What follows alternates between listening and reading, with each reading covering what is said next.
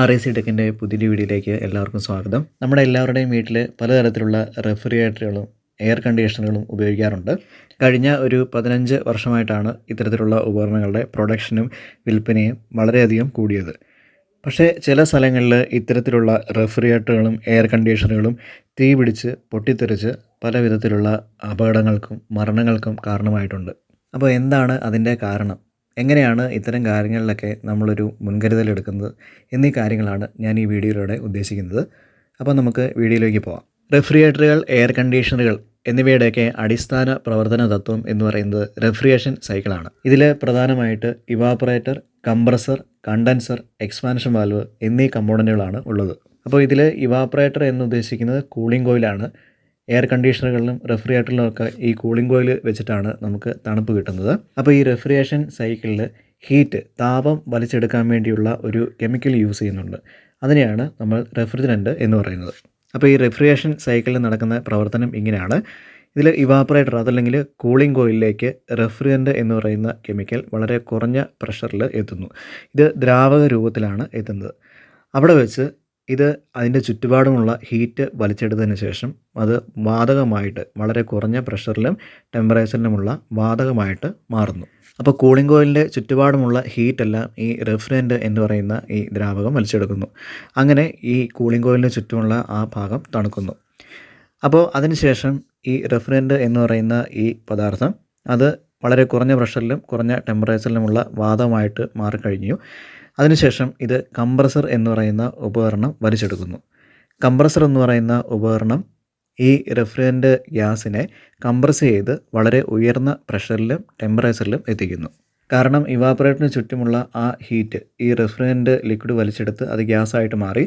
അപ്പോൾ ആ ഹീറ്റ് നമുക്ക് പുറത്ത് കളഞ്ഞാൽ മാത്രമേ ഈ റെഫ്രിജറേഷൻ സിസ്റ്റം അതിലെ കൂളിംഗ് കോയിൽ നമുക്ക് തണുത്ത രീതിയിൽ എപ്പോഴും സൂക്ഷിക്കാൻ സാധിക്കൂ. അപ്പോൾ അതിന് ചെയ്യേണ്ടത് ഈ റെഫ്രിജറൻറ്റ് ഗ്യാസിൻ്റെ പ്രഷർ കൂട്ടുകയാണ്. അപ്പോൾ പ്രഷർ കൂട്ടാൻ വേണ്ടിയിട്ടാണ് ഇതിൽ ഈ കംപ്രസർ എന്ന് പറയുന്ന കമ്പോണൻറ്റ് ഉപയോഗിക്കുന്നത്. അതിനുശേഷം കംപ്രസറിൽ നിന്നും ഉയർന്ന പ്രഷറിലും ടെമ്പറേച്ചറിലുമുള്ള ഈ റെഫ്രിജറൻറ്റ് ഗ്യാസ് കണ്ടൻസർ എന്ന് പറയുന്ന കമ്പോണൻറ്റിൽ എത്തുന്നു. ഈ കണ്ടൻസർ വെച്ചിരിക്കുന്നത് അന്തരീക്ഷത്തിലെ എയറുമായിട്ട് അല്ലെങ്കിൽ അന്തരീക്ഷവുമായിട്ട് സമ്പർക്കപ്പെടുന്ന രീതിയിലാണ്. അപ്പോൾ ഇതിനുള്ളിൽ കൂടെ ഈ ഉയർന്ന പ്രഷറിലും ടെമ്പറേച്ചറിലുമുള്ള റെഫ്രിജറൻറ്റ് ഗ്യാസ് കടന്നു പോകുമ്പോൾ അത് തണുത്ത് വീണ്ടും ദ്രാവക രൂപത്തിലായിട്ട് മാറുന്നു. ഇതിനെയാണ് കണ്ടൻസേഷൻ എന്ന് പറയുന്നത്. അപ്പോൾ ഇവാപ്പറേറ്ററിലേക്ക് വലിച്ചെടുത്ത ഹീറ്റ് നമ്മൾ കണ്ടൻസർ വഴി വെളിയിൽ കളയുന്നു. ഇതിനെ റെഫ്രിജറേഷൻ സൈക്കിൾ എന്നാണ് പറയുന്നത്. അതായത് ഇത് തുടർച്ചയായിട്ട് നടക്കേണ്ട ഒരു പ്രോസസ്സാണ്. അപ്പോൾ ഈ സൈക്കിൾ തുടങ്ങിയ സമയത്ത് റെഫ്രിജറൻറ്റിൻ്റെ അവസ്ഥ എന്ന് പറയുന്നത് വളരെ കുറഞ്ഞ പ്രഷറിലുള്ള ദ്രാവക രൂപത്തിലാണ്. പക്ഷേ ഈ കണ്ടൻസേഷൻ അഥവാ കണ്ടൻസറിന് ശേഷം ഈ റെഫ്രിജറൻറ്റിൻ്റെ അവസ്ഥ എന്ന് പറയുന്നത് വളരെ ഉയർന്ന പ്രഷറിലുള്ള ലിക്വിഡായിട്ടാണ്. അപ്പോൾ പ്രഷർ കുറയ്ക്കാൻ വേണ്ടി നമുക്കൊരു ഡിവൈസ് വേണം. അതിനെയാണ് എക്സ്പാൻഷൻ വാൽവ് അതല്ലെങ്കിൽ എക്സ്പാൻഷൻ ഡിവൈസ് എന്ന് പറയുന്നത്. അതിനുശേഷം ഈ റെഫ്രിജറൻറ്റ് എക്സ്പാൻഷൻ ഡിവൈസിനുള്ളിലൂടെ കടന്നു പോകുന്നു. അപ്പോൾ ഈ റെഫ്രിജറൻറ്റിൻ്റെ പ്രഷർ കുറയുന്നു. അപ്പോൾ ഈ പ്രഷർ കുറഞ്ഞ ഈ റെഫ്രിജറൻറ്റ് നമ്മൾ വീണ്ടും ഇവാപ്പറേറ്ററിൽ എത്തിക്കുന്നു. അപ്പോൾ ഇത് തുടർച്ചയായിട്ട് ഇങ്ങനെ വർക്ക് ചെയ്യുന്നതുകൊണ്ടാണ് നമുക്ക് ഒരു റെഫ്രിജറേറ്ററോ അതല്ലെങ്കിൽ എയർ കണ്ടീഷണറിലോ ഒരു കൂളിംഗ് പ്രദാനം ചെയ്യാൻ സാധിക്കുന്നത്. പണ്ട് കാലത്ത് റെഫ്രിജറേറ്ററിലും മറ്റും വ്യാപകമായിട്ട് ഉപയോഗിച്ചുകൊണ്ടിരുന്നത് R12 എന്ന് പറയുന്ന ഒരു റെഫ്രിജറൻ്റ് ആയിരുന്നു. അത് CFC അതല്ലെങ്കിൽ ക്ലോറോ ഫ്ലൂറോ കാർബൺ എന്ന് പറയുന്ന ഒരു വിഭാഗത്തിൽപ്പെടുന്നവയായിരുന്നു. അപ്പോൾ ഇത്തരത്തിലുള്ള റെഫ്രിജറൻറ്റുകൾ ഭൂമിയുടെ അന്തരീക്ഷത്തിലെ ഓസോൺ പാളിയെ നശിപ്പിക്കുന്നതായിട്ടും ഭൂമിയുടെ ടെമ്പറേച്ചർ കൂടുതലാകുന്ന ആ പ്രതിഭാസം അല്ലെങ്കിൽ ഗ്ലോബൽ വാർമിംഗ് ആഗോളതാപനം എന്ന പ്രതിഭാസത്തിന് കാരണമാകുകയും ചെയ്യുന്നതായിട്ട് ശാസ്ത്രജ്ഞന്മാർ കണ്ടുപിടിച്ചു. അപ്പോൾ അതിനുശേഷം ഈ റെഫ്രിജറൻറ്റിനെ റീപ്ലേസ് ചെയ്തുകൊണ്ട് മറ്റൊരു റെഫ്രിജറൻറ്റ് കണ്ടുപിടിച്ചു. അതിനെയാണ് ഹൈഡ്രോഫ്ലൂറോ കാർബൺ എന്ന് പറയുന്നത്. ഇത്തരത്തിലുള്ള റെഫ്രിജറൻസ് വന്നതോടെ ഈ അന്തരീക്ഷത്തിലെ ഓസോൺ പാളിയുടെ നശീകരണം ഒരു പരിധിവരെ കുറയ്ക്കാൻ സാധിച്ചു. പക്ഷേ അപ്പോഴും അവ ആഗോളതാപനത്തിന് കാരണമാകുന്നുണ്ടായിരുന്നു.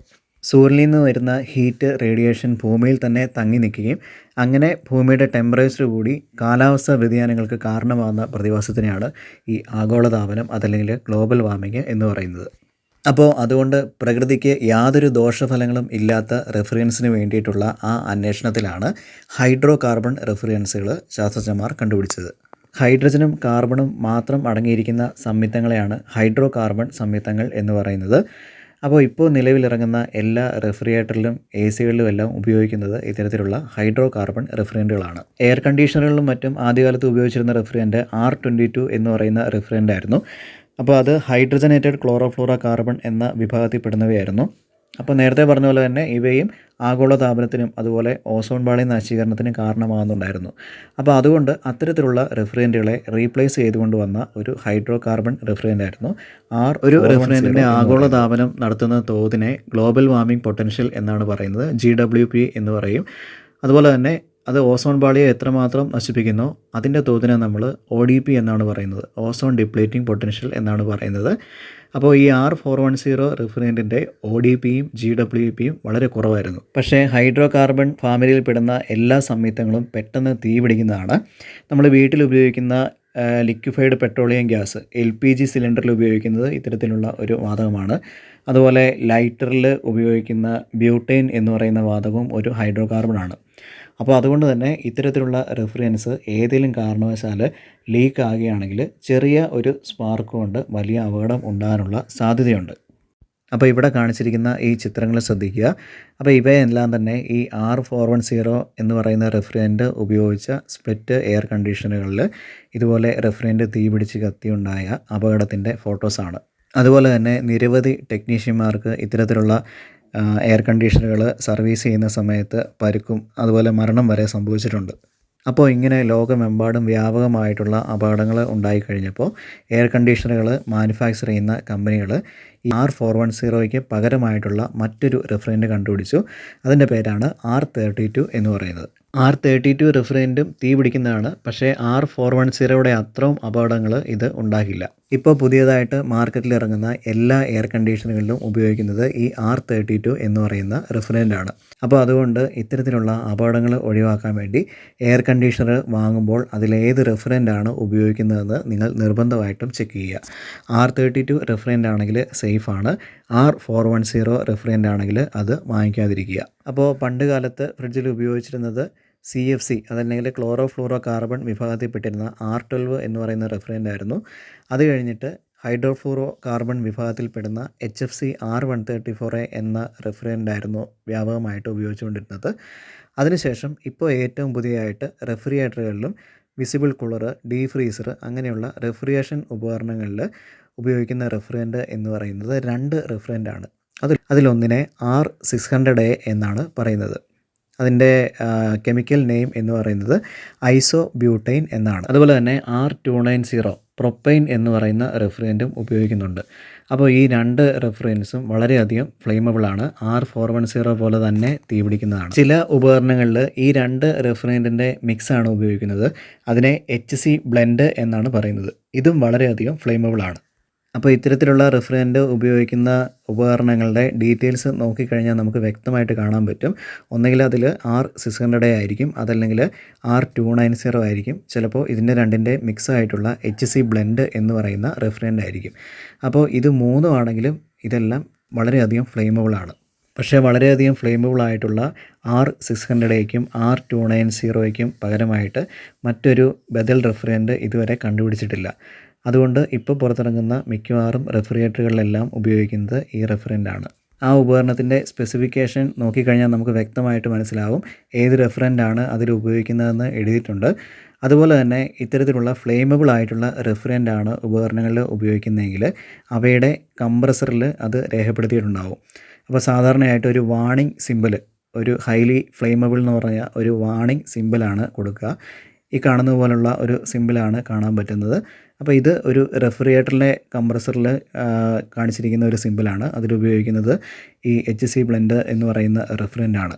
അപ്പോൾ ഇത്തരത്തിലുള്ള റെഫ്രിജറേറ്ററുകളും ഡീഫ്രീസറുകളും അങ്ങനെയുള്ള ഉപകരണങ്ങൾ ഉപയോഗിക്കുമ്പോൾ നമ്മൾ പ്രധാനമായിട്ട് ചെയ്യേണ്ട കാര്യം എന്ന് പറയുന്നത് അത് നമ്മൾ കൈകാര്യം ചെയ്യുന്ന സമയത്ത് ഒരു കാരണവശാലും അതിൽ റെഫ്രിജറൻറ്റ് പോകുന്ന ലൈൻസ് നമ്മൾ പിടിച്ചിളക്കുകയോ അതുപോലെ അത് ഹോൾ ചെയ്യാൻ അതിൽ ദ്വാരമിടാൻ ശ്രമിക്കുകയോ ഒന്നും ചെയ്യാണ്ടിരിക്കുക. അങ്ങനെ ചെയ്തു കഴിഞ്ഞാൽ അതിനുള്ളിലെ ആ റെഫ്രിജറൻറ്റുകൾ ലീക്കാവും. ലീക്കായി കഴിഞ്ഞ് ചെറിയൊരു സ്പാർക്ക് ചുറ്റുവട്ടത്തുണ്ടെങ്കിൽ അത് ഭയങ്കരമായിട്ടുള്ള അപകടങ്ങൾക്ക് കാരണമാവുകയും ചെയ്യും. ഏതെങ്കിലും കാരണവശാൽ ഇങ്ങനെ വർക്ക് ചെയ്യുന്ന ഉപകരണത്തിന് പെട്ടെന്ന് ലീക്ക് ഉണ്ടായി എന്ന് വിചാരിക്കുക. അപ്പോൾ തന്നെ ആ സ്പോട്ടിൽ തന്നെ നിങ്ങൾ അവിടുത്തെ പവർ സപ്ലൈ ഓഫ് ചെയ്യുക. ഓഫ് ചെയ്തതിന് ശേഷം ജനലുകളും വാതിലുകളും തുറന്നിടുക. ഒരു കാരണവശാലും അവിടെ തീ കത്തിക്കാൻ പാടുള്ളതല്ല. അതുപോലെ തന്നെ നമ്മുടെ വീട്ടിൽ വരുന്ന റെഫ്രിജറേറ്ററുകളും സ്പ്ലിറ്റേഴ്സുകളും മറ്റും സർവീസ് ചെയ്യാൻ വരുന്ന സർവീസ് ടെക്നീഷ്യന്മാരോട് ഇത്തരത്തിലുള്ള റെഫ്രിജറൻറ്റ് എവിടെയെങ്കിലും ലീക്ക് ഉണ്ടോ എന്ന് ചെക്ക് ചെയ്യാൻ നിർബന്ധമായിട്ടും പറയുക. അപ്പോൾ അത് നിസ്സാരമായിട്ട് നമുക്ക് തന്നെ ചെക്ക് ചെയ്യാം. അതിൽ ഈ റെഫ്രിജറൻറ്റ് പാസ് ചെയ്യുന്ന പൈപ്പുകളുടെ ജോയിൻറ്റുകളിലും അതുപോലെ ഫ്ലെയർ നെട്ടുകൾ ഉള്ള ഭാഗത്തുമൊക്കെയാണ് സാധാരണയായിട്ട് ലീക്ക് ഉണ്ടാകുന്നത്. അപ്പോൾ അങ്ങനെയുള്ള ഭാഗത്ത് നമ്മളൊരു സോപ്പ് സൊല്യൂഷൻ വെച്ച് കഴിഞ്ഞാൽ ലീക്കുള്ള ഭാഗത്ത് ഇതുപോലെ കുമള പോലെ വരും.